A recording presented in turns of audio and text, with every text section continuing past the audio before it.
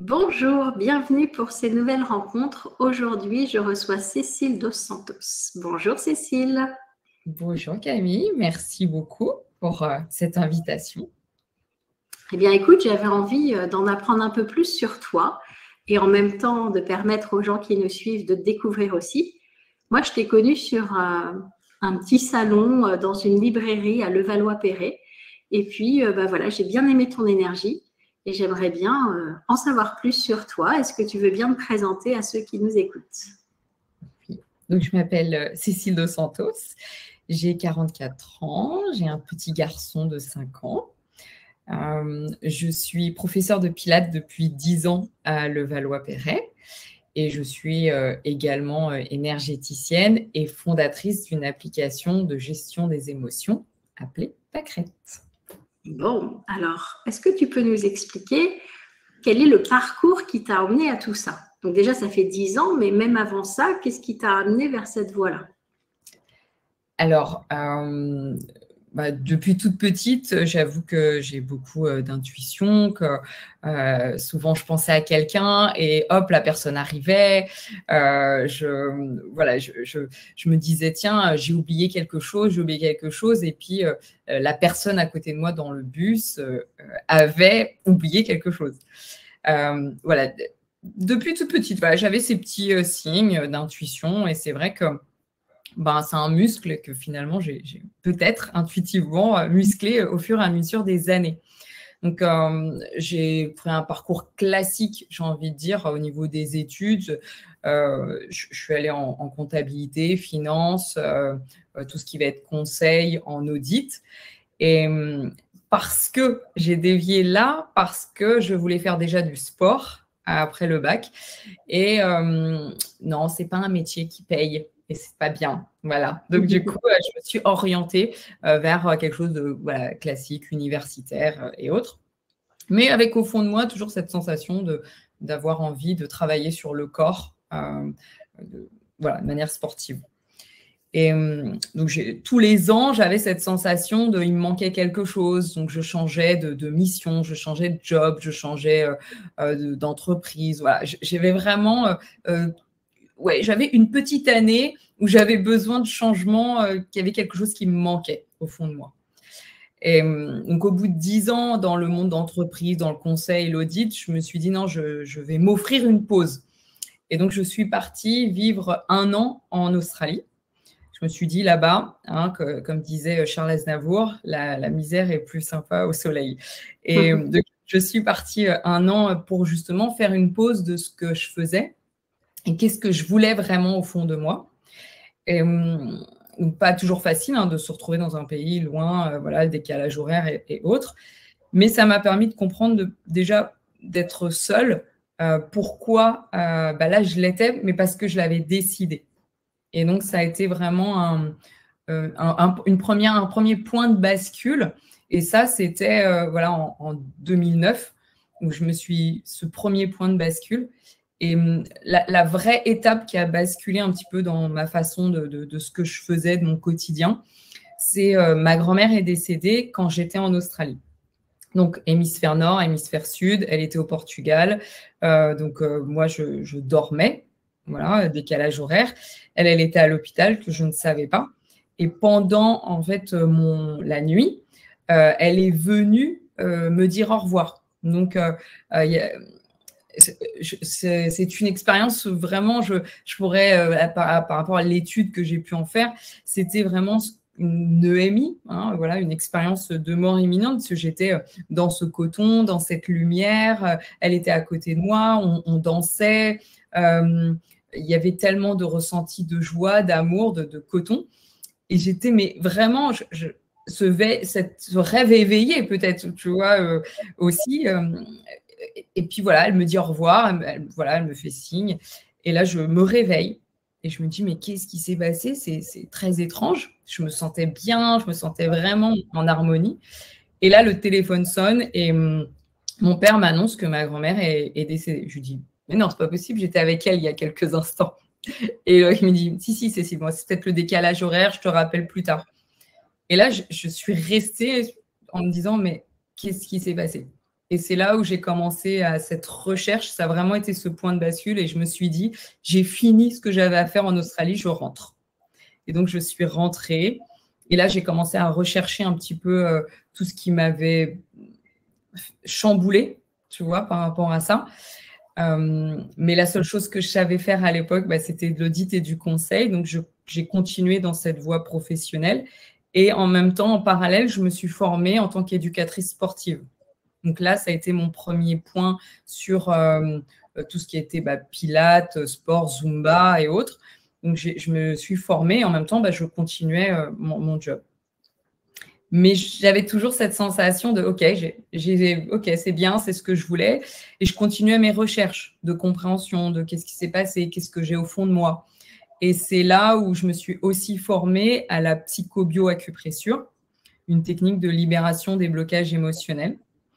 Et je me sentais armée, entre guillemets, avec mon diplôme de sport et thérapeute en psychobioacupressure, énergéticienne. J'ai ouvert mon studio de pilates et de pratique douce à Levallois en 2014. Okay. Comment on réagit ton entourage sur mon coming out spirituel? Alors, au début, ça a été, mais attends, n'importe quoi, tu as un super job, tu gagnes vraiment, pourquoi tu vas te mettre des bâtons dans les roues, pourquoi tu vas te mettre des barrières, en fait? Et je dis, oui, mais en fait, ça fait 20 ans, 10 ans que moi, je ne suis pas bien, en fait, dans ce que je fais et que je suis partie en Australie parce que j'avais cette quête de sens et que là, j'ai eu comme un déclic de savoir que finalement, c'était aussi cette recherche au fond de moi qui a fait que je voulais faire ça. Et donc, petit à petit, ça a été pas évident de leur acceptation, de comprendre, mais j'étais tellement déterminée à faire et à choisir ce que je voulais faire qu'à la finale, et qu'ils ont vu que tout fonctionnait, que je changeais rien en fait à mon quotidien, que du coup, ils ont été rassurés aussi. Voilà, ils ont été rassurés. Donc, ça a été aussi ça, et ça a été le début de l'aventure, parce que de la gestion d'un studio de pilates, gérer des indépendants, gérer faire des cours, tout. Et il y avait vraiment cette joie au fond de moi qui s'est vraiment ouverte encore plus. Et tu vois, j'étais toujours rassurée de me dire, là, c'est vraiment là où je dois être. C'est vraiment là. Et je le savais. Et donc, bien sûr qu'après, toute cette clairaudience et autres se développe comme ce muscle. Donc, finalement, on sait tous faire des gâteaux. On n'est pas tous chefs pâtissiers. Et puis, du coup, c'est aussi l'entraînement qui fait que, c'est ma spécialité, c'est la clairaudience, mais c'est vraiment ça. Voilà. Qu'est-ce que tu donnerais comme conseil à une personne, ça la titille de changer de métier? Qu'est-ce que tu pourrais lui dire? Tu vois, dans mon cas, c'est comme si, de toute façon, tu vois, ma grand-mère m'a mis un bon coup de pied pour me dire maintenant, t'arrêtes et voilà ce que tu dois faire. Donc, c'est OK, tu ne l'as pas fait il y a 10 ans parce que par peur parce que l'entourage, c'est pas bien. Hein. Mais en fait, la vie va te ramener toujours quelque chose pour le faire. C'est comme si on te le met vraiment ce coup de pied et que si tu ne comprends pas, on va te le faire comprendre. Et c'est peut-être cette sensation qu'on a au fond de nous de mal-être, qu'on n'est pas bien, qui va nous aider à faire ce pas pour changer. Est-ce que tu as eu des difficultés au début quand tu t'es lancée ou est-ce que tout de suite tu t'es dit ça y est, c'est bon, je suis au bon endroit? Est-ce que tu t'es questionné? Comment ça s'est passé au début avec ton studio? En fait, ça faisait donc 2 ans que j'étais en parallèle de mon job, donc en CDI et du coup à donner des cours le soir, des séances le week-end. À la finale, quand je me suis lancée, c'était juste un réalignement d'agenda, j'ai envie de dire, parce que j'avais déjà depuis 2 ans ma clientèle, j'avais déjà les choses qui étaient mises en place. Mais ça a été 2 ans un peu difficiles parce que pas de vacances, pas de toujours sous tension, même si c'était toujours ces moments de joie de se dire « Ah, mais oui, je suis vraiment là, c'est ça que je dois faire ». Ça compense, mais la fatigue, voilà, de toujours tout cumuler. C'est plutôt ce questionnement de oui, je suis à ma place parce que je l'ai préparé. Je pense que aujourd'hui, j'ai envie de dire peut-être qu'il faut cadrer, peut-être plus préparer et se dire bah, ok, j'y vais. Déjà, j'ai l'élan d'y aller dans un premier temps. Et dans le deuxième temps, bah, on est un peu dans la matière, il faut cadrer peut-être le truc. Et si pendant 6 mois, 1 an, bah, on doit avoir un mi-temps sur quelque chose, bah, pourquoi pas en fait. Et ça nous sécurise et je ne vois pas le problème. J'entends souvent dire oui, mais tu n'es pas à 100% sur ton projet, donc ça ne va pas marcher. Peut-être, mais si on a besoin de se sécuriser pour se dire ça doit marcher, ben, moi, je vous invite à trouver quelque chose qui peut sécuriser. Et aujourd'hui, tu te sens comment dans ton entreprise? Est-ce que ça te plaît d'être assez polyvalente? Parce que quand on est à son compte, on fait un peu tous les métiers en même temps. Comment toi, tu le vis, cette polyvalence? Alors moi, j'aime beaucoup la polyvalence, hein, voilà, c'est vraiment mon truc. Mais en revanche, j'ai beaucoup appris à déléguer les choses que je n'aimais pas faire, qui me prenaient beaucoup de temps. Alors, c'est un budget, voilà, mais il y a des choses que, ben, oui, je sais faire, mais ça me prend tellement de temps parce que, voilà, c'est pas mon truc, que finalement, j'ai appris à déléguer les choses ouais, qui me prenaient plus de temps que quelqu'un qui est vraiment dans son job. Qu'est-ce que tu as délégué, par exemple, que tu n'aimes pas faire?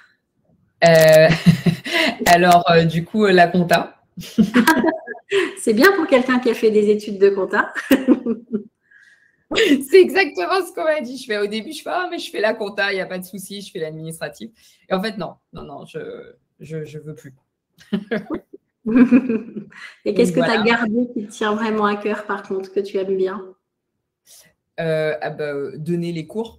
Oui. Tu vois, j'aime donner des cours. Alors après, bien sûr que je peux pas me partager sur tous les créneaux, donc je le fais avec d'autres professeurs.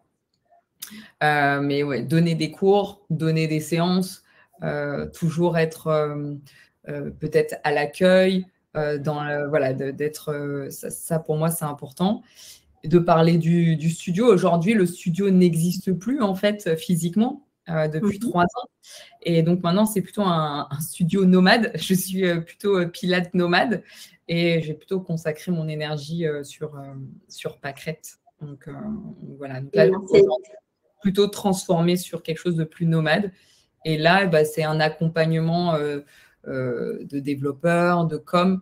Que là, j'ai vraiment continué à laisser, même si je fais encore en partage, en partenariat. Je dirais que, tu vois, sur la communication, j'ai un partenariat. Je ne vais pas tout déléguer parce que j'aime bien aussi mettre ce que je suis. Et par expérience, les gens travaillent bien, mais ne vont pas toujours être avec ce que je voudrais dire, ce que je voudrais faire, même si voilà, c'est très bien et autres.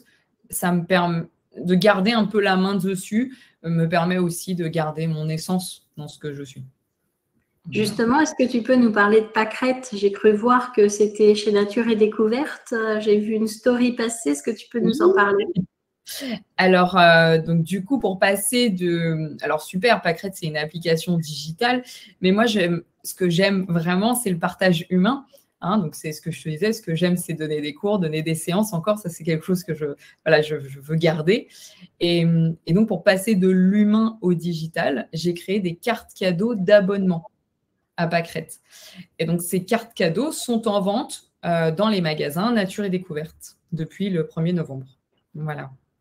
Alors, explique-nous Pâquerette, c'est quoi exactement? Alors, Pâquerette, c'est une application donc dédiée aux émotions par l'audio. Et il n'y a pas une méthode mieux que de l'autre. C'est un panel d'outils pour s'auto-gérer.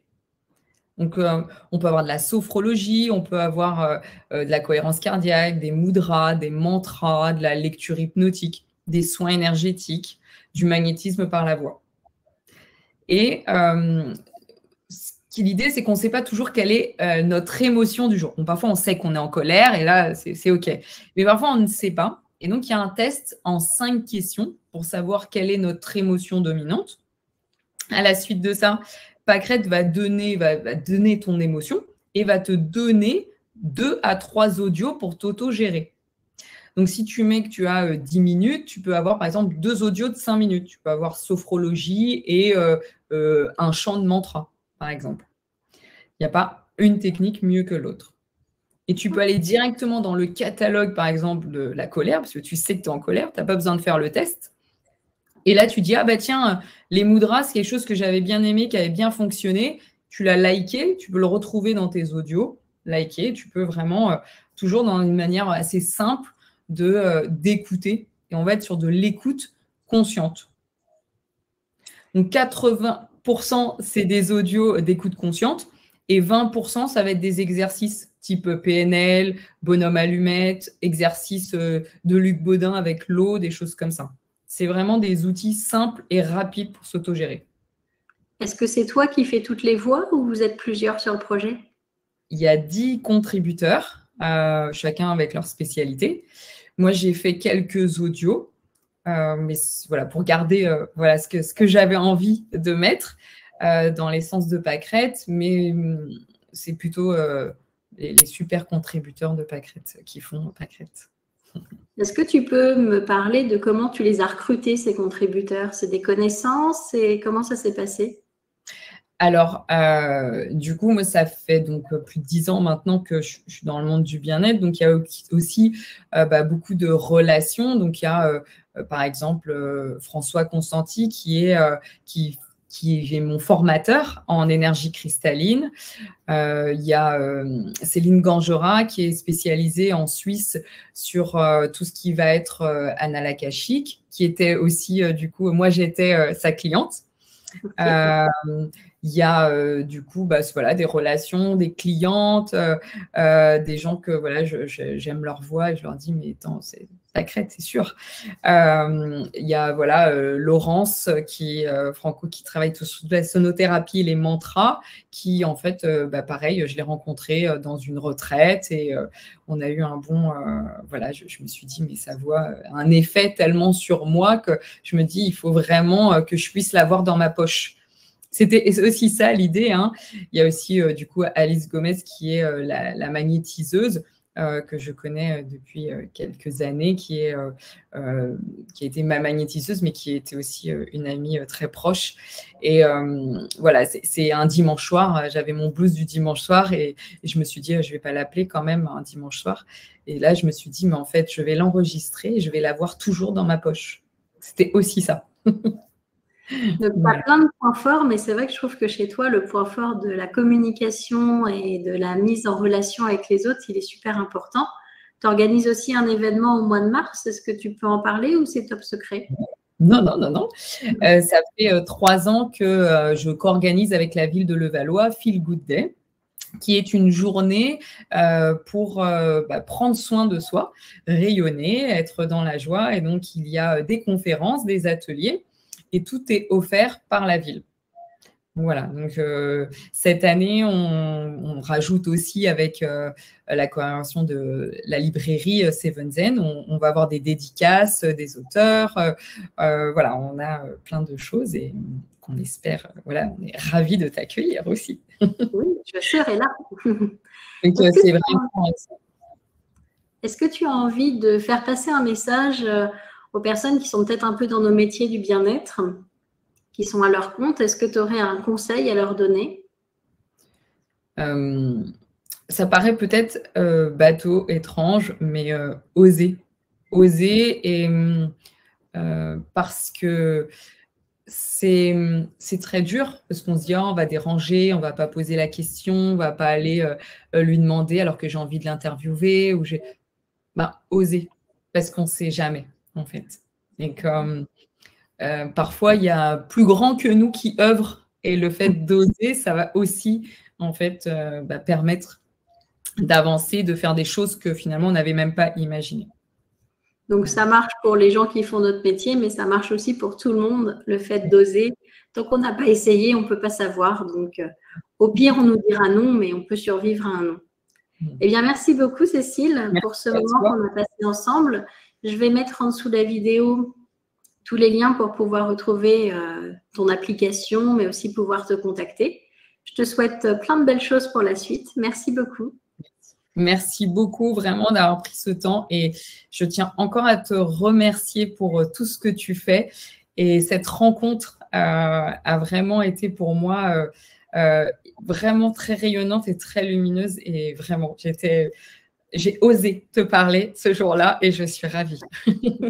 Merci beaucoup, Cécile. À bientôt. Au revoir. Merci.